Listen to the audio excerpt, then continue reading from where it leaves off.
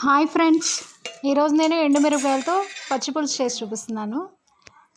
ఎండుమిరపకాయలు ఇలా తుంచుకొని వేసుకోవాలి. ఇందులో మీగడ వేసుకొని వేయించుకుంటారు. మీగడ లేని వాళ్ళు నూనె కూడా వేసుకొని వేయించుకోవచ్చు. నోటికి ఏమీ తినబుద్ధి కానప్పుడు ఈ పచ్చి పులుసు కనుక చేసుకొని తింటే తప్పకుండా తింటారు ఎవరైనా. ఈ ఎండుమిరపకాయలని దూరగా వేయించుకోవాలి. ఇవి వేగేలోపు ఇందులో కావాల్సిన చింతపండును నానబెట్టుకుందాం. చూడండి, మన ఎండుమిరపకాయలు అయితే పూర్తిగా వేగాయి.